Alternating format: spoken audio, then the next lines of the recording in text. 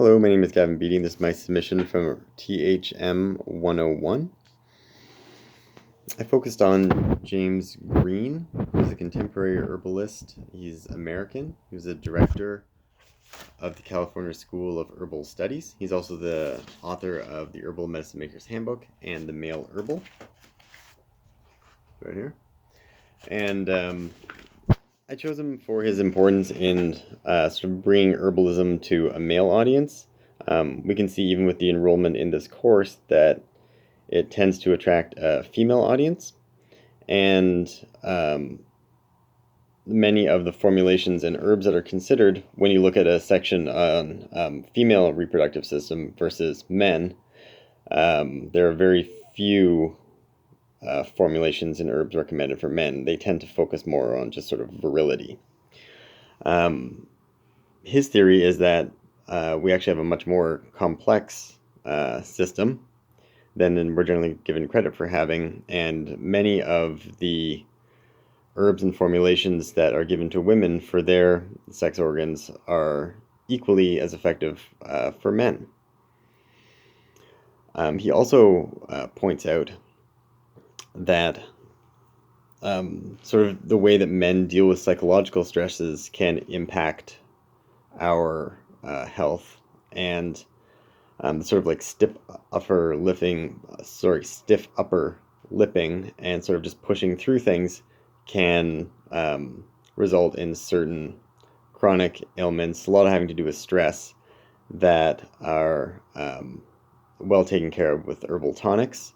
And he also makes a point of saying that we need to introduce more bitters into our diet so that when we do take medicines or foods to nourish us, we can absorb them better.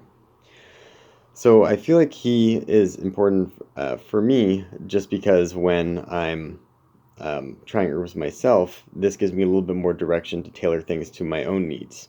And when I'm talking to friends, other men who tend to sort of just check out of the conversation when I talk about herbalism, I can relate this a little bit more to their experience. So that's James Green.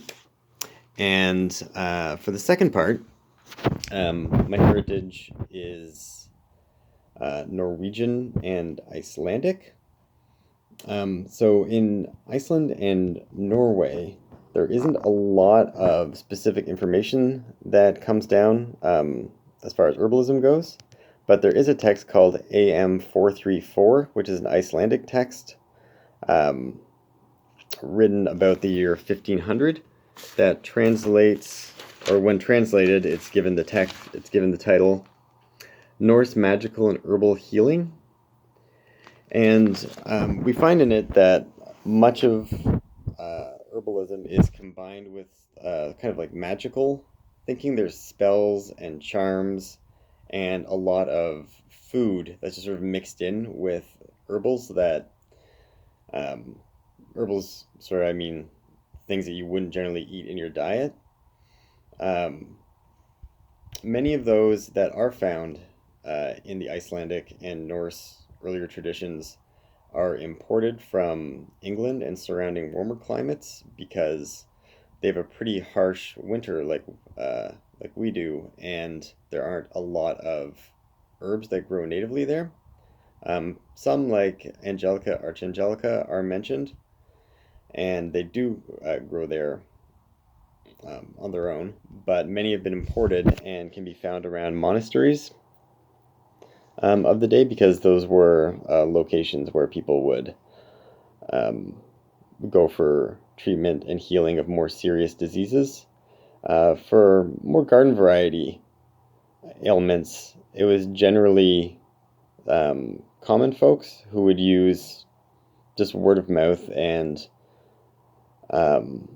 sort of trial by fire. So if someone got hurt, you would try to fix it, and if it was successful and you did that a few times, you'd get a reputation of being good at it, and people would start coming to you. So rather than there being schools that were specifically devoted to healing and physicians, it was sort of an organic grassroots movement.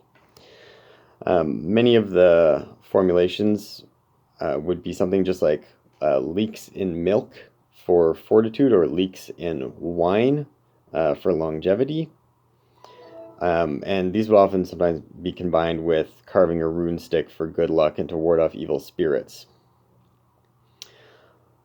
So that is pretty much my time, and but what I take from that is I don't think I'm going to take the evil spirits and stuff advice, but really incorporating nutritive foods and paying attention to nutrition along with tonics and herbal formulations for specific ailments seems like the right way to go. I think I'm going to carry that forward, yeah, in my studies.